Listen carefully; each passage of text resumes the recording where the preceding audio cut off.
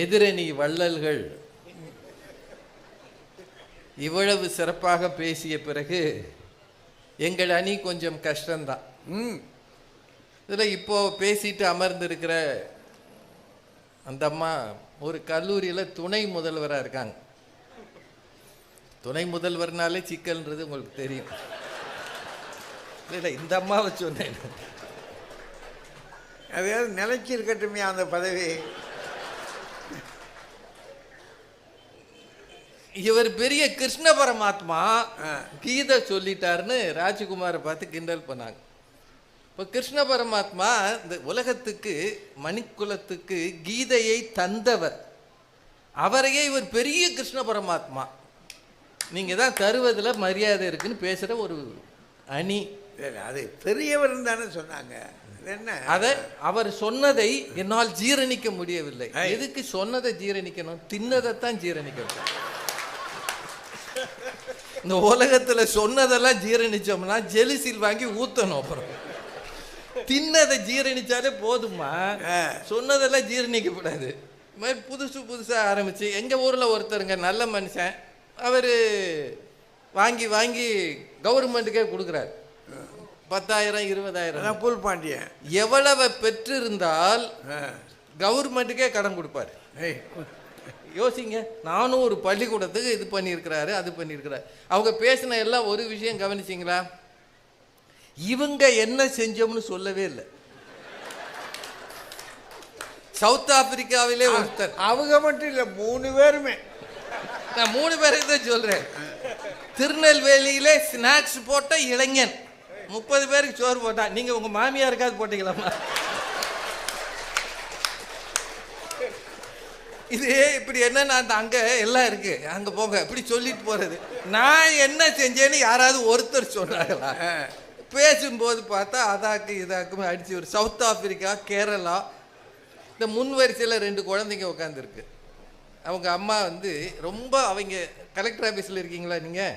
இல்லை, பப்பாசியில் இதில் இது ஹாஸ்பிட்டலில் இருக்கிறாரு, இந்த மீனாட்சி மிஷனில். அந்த பயலுக இப்போ நம்ம தந்ததெல்லாம் வாங்கிட்டு தானே இருந்தாங்க. நம்மளும் எவ்வளோ உயிரை கொடுத்து கற்றுனோம். நொந்து போய் அவங்க அம்மா கூட்டு போய் பஃப்பும் கேக்கு வாங்கிட்டு வந்த பிறகு அவங்க முகத்தை பாருங்க, எவ்வளோ சந்தோஷமா இருக்காங்க. அவன் சாப்பிட்றான், நான் பேசுறேன்றதே தெரியாமல் அவன் சாப்பிட்டுக்கிட்டு இருக்கான். அவனை பற்றி தான் நான் பேசிக்கிட்டு இருக்கேன் தெரியாமல். அவன் கவனமெல்லாம் அதுலேயே தான் இருக்கு. உன்னை வாங்கினோடனே அந்த பய முகம் எவ்வளோ சந்தோஷமாச்சு. நானும் வந்ததுலேருந்து அவனை பார்த்தேன். ஒன்று கிடைச்ச உடனேயே அவன் இவ்வளோ மகிழ்ச்சியாக இருக்கான்னா, வாங்குறதுன்றது பெறுவதுன்றது எவ்வளோ மகிழ்ச்சி. இப்போ நான் உங்கள் எல்லாருக்கும் சொல்கிறேன், இப்போ நாங்கள் இந்த கூட்டம் முடிந்த பிறகு இங்கே ஒரு உண்டியல் வைக்கப்படும். எல்லாரும் வரிசையாக வந்து ஆளுக்கு 100 ரூபா அதில் போட்டு போங்கன்னா நீங்கள் இருப்பீங்களா? ஒரு ஆள் இருக்குமா? இப்போ நானே முடியாது, இருந்தாலும் சொல்கிறேன், இருங்க ஆளுக்கு 500 ரூபா தருவேன்னா பின் வரிசையில் இருக்காதெல்லாம் முன்னுக்கு வந்துடும். இப்போ தருவதில் மகிழ்ச்சியா பெறுவதில் மகிழ்ச்சியா? சொன்னபடி இருக்காதீங்க, கொடுத்துருங்க. நானுமே பெறுவதில் முன் வரிசையில் நிற்பேன். ஏன்னா நானும் வாங்குறதுக்கு தானே நிற்பேன் இல்லையா? நீங்கள் என்னங்க யோசிக்கிறீங்க? நம்ம ஊரில் என்ன வாங்கலை அரசாங்கத்திட்ட இருந்து, கவர்மெண்ட்ல இருந்து நம்ம என்ன வாங்கலை? யார் வாங்கலை? எங்கள் வீட்டில் 2 கார் இருக்கு சார், ஆனால் அரசு தருகிற இலவசங்களை நான் வாங்கத்தான் போயிருக்கேன். சார் என்கிட்ட கார் இருக்கு, பங்களா இருக்கு, ஆனாலும் கவர்மெண்ட் கொடுக்குற ஒரு மிக்சியை கிரைண்டரை வாங்க நான் போய் நிற்கிறேன்னா எனக்கு தெரிகிறது தருவதை விட பெறுவதில் தான் மகிழ்ச்சி என்று சமூகத்துக்கு தெரிகிறது. பேசுகிறாங்க ஒரு 3 பேர் வந்து, அதில் பெறுவதில் திருப்தி வராதான். நாங்கள் திருப்தியை பற்றியே பேசலையே, மகிழ்ச்சியை பற்றி தானே பேசிக்கிட்டு இருக்கோம். சந்தோஷமாக இருக்கானா? அதில் கூட திருப்தி எங்கே வரும்னா, சோறு போடும்போது அவன் சாப்பிட்றான்ல, எவ்வளவு போடுவீங்க? திருப்தியாக சாப்பிட்டேன் சார் சொல்கிறானா இல்லையா? அவன் சாப்பாடை பெறுகிறான், எவ்வளவு வாங்குவான்? வயிறு நிறைய தான் அவுத்து விட்டு வாங்குவான். இதில் எனக்கு வேடிக்கை என்னன்னா, 3 பெண்கள் வந்து தருவதில்னு பேசியிருக்கிறாங்க. அது சின்ன பொண்ணு பாவம், அப்புறாணி. அது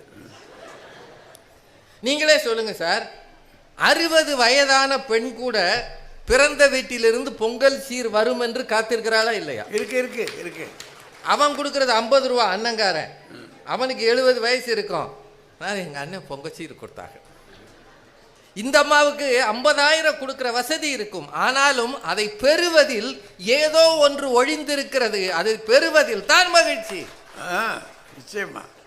பிறந்த வீட்டிலிருந்து ஏங்க இவ்வளவு பேசுறீங்களே பெண்கள், உங்க பிறந்த நாளைக்கு உங்க வீட்டுக்காரர் ஒண்ணுமே வாங்கி கொடுக்கலன்னு வைங்க, செத்தான். அத்தான் நான் உங்களுக்கு தருகிறேன், அன்பை தருகிறேன். நீ எல்லாம் ஒரு மனுஷன்.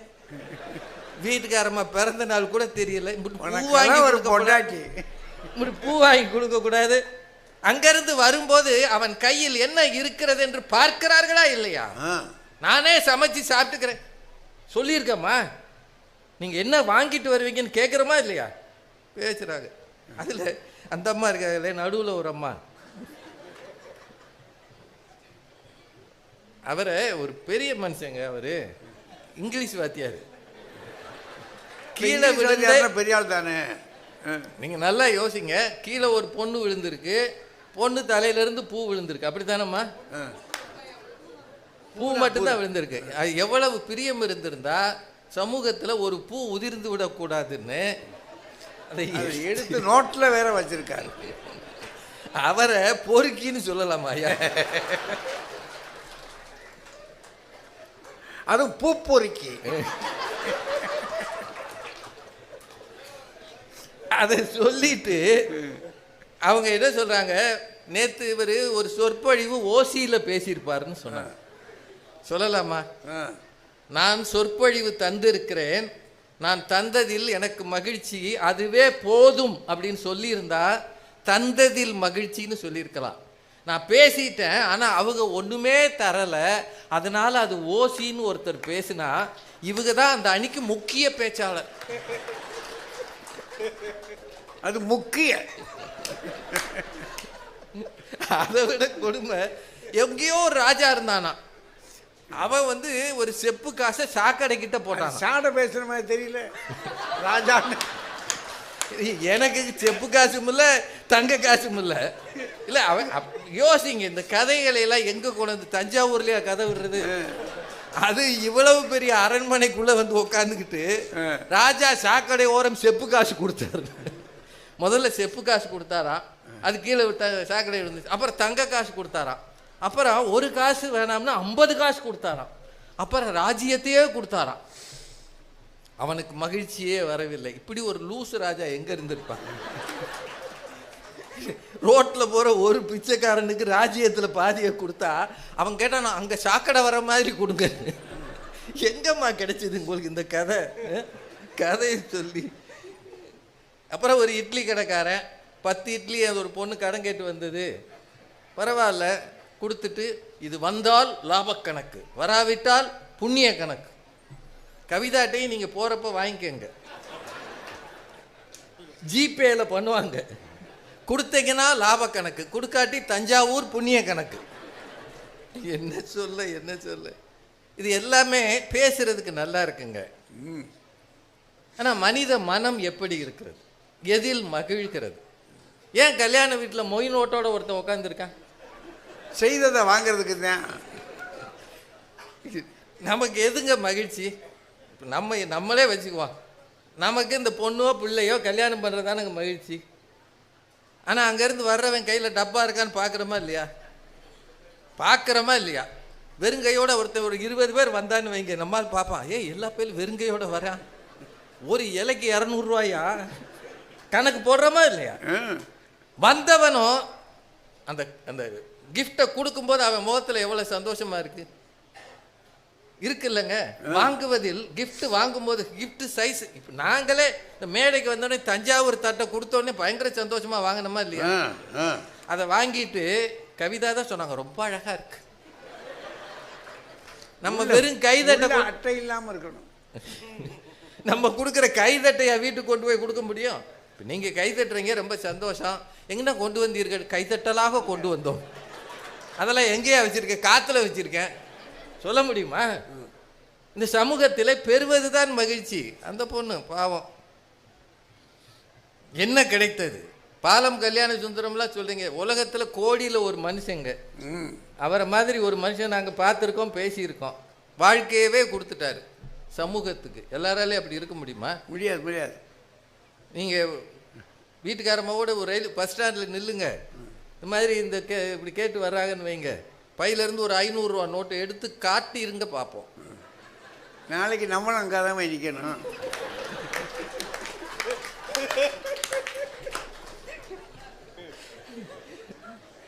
இது சாத்தியமில்லாத விஷயம். அந்த அம்மா அப்படி நம்ம சும்மா பேருக்கு இப்படி எடுத்தா கூட கை வை வை இப்படியே கொடுத்துட்டு ஏமாடி பொழப்பா பொழைங்க, ஒன்றுமில்லாமல் போயிடுறது. உங்கள் அப்பா மாதிரியே இருக்காது நீ. அந்த ஆள் கடைசியில் கடனை விட்டு போயிட்டான், நீயும் உன் பிள்ளைக்கு ஏதாவது வச்சுட்டு போ, சொல்லுமா சொல்லாத. பெண்கள் மனம் இன்னும் இன்னும் என்று சுருங்கும். சார் இனி உங்கள்கிட்ட கேட்குறேன், டவுரி கொடுத்தவனுக்கு சந்தோஷமா வாங்கினவனுக்கு சந்தோஷமா? வாங்கினவனுக்கு தான். எந்த மாமனாராவது சந்தோஷமா கொடுத்துருப்பாரா? தருவது தானே அது. இவனுக்கெல்லாம் பொண்ணு தந்ததே ஜாஸ்தி, ஏமாந்துட்டேன் சொல்றாரா இல்லையா? இன்னொன்னுங்க, சில விஷயங்களை தருவதுன்றது அது ஒரு இயல்பாக நடக்கிறது. இயல்பா இப்போ எங்களையெல்லாம் கூப்பிட்டு மேடைகளில் பரிசு கொடுக்க சொல்லுவாங்க. சின்ன பையலுக்கு 10 பேருக்கு கொடுக்கும்போது சந்தோஷமாக சிரிப்போம். 20வது ஆளுக்கு இடுப்பு வலி வந்துடும். உண்மைங்க, 20வது ஆளுக்கு, அதுவும் இந்த குட்டி பயல்களுக்கு கொடுக்க சொல்லுவாங்க, அவன் திம்பிட்டு தான் இருப்பான். ஒவ்வொரு முறையும் நம்ம குனியணும். அதில் நாங்கள் குனியாமல் இருந்தால் அந்த ஃபோட்டோகிராஃபர், சார் கொஞ்சம் குனிங்க சார், அங்கே யார் யாருக்கு கட்டுப்படணும்னு தெரியாது. நாங்கள் கையிலேருந்து கொடுக்கலங்க, அந்த நிறுவனம் கொடுக்குறத நாங்கள் அப்படியே கொடுக்குறோம் அந்த வழியா. அதுவே குனிய முடியாமல் நாங்கள் படாத பாடுபட்டு, சார் யாரையாவது கொடுக்க சொல்லுங்கள் சார். நான் வாங்குறவன் முகத்தில் ஒரு சந்தோஷம் இருக்கும் பாருங்க. வாங்கிட்டு அங்கேருந்து அவங்க அம்மாவுக்கு ஒரு டாட்டா சொல்லுவான் பார்த்தீங்களா, அங்கே அந்த அம்மா அங்கேருந்து ஒரு டாட்டா சொல்லும். இதெல்லாம் என்ன சந்தோஷம்ன்றீங்க? இதை தெரிஞ்சால் தானே தெரியும். இது ஏரியா பூரா என்ன எழுதி போட்டிருக்கு இந்த மாதத்துக்கு? ஆடி தள்ளுபடி. கொடுக்குற ஆளுக்கு சந்தோஷமா, வாங்குற ஆளுக்கு சந்தோஷமா? வாங்குற ஆளுக்கு தான். ஏன் அங்கே இந்த ஆணி முடிகிற வரைக்கும் அமைதியாக இருந்துட்டு ஆடி 1ஆம் தேதி போய் வாங்குறோம்? 40% போ போ அங்கே போ தர்றாங்க, வாங்குறோம்ல. உங்கள்கிட்டயே கேட்குறேன், இங்கே இருக்கிற எல்லார்ட்டையும் கேட்குறேன், அந்த அம்மாவுக்கு வரும்படி அவனுக்கு தள்ளுபடி. ஒரே ஒரு விஷயம் தாங்க, பெறுபவர் என்பவர் இருந்தால்தான் தருபவருக்கு வாய்ப்பு இருக்கிறது. பெறுவதற்கு ஆள் இல்லை என்றால் கடை விரித்தேன் கொள்வார் இல்லை கட்டிவிட்டேன்னு போயிடுவீங்க. யார் ஒருவர் வாங்குவதற்கு ஆள் இருக்கிறாரோ அப்போது தான் நீங்கள் தர முடியும்.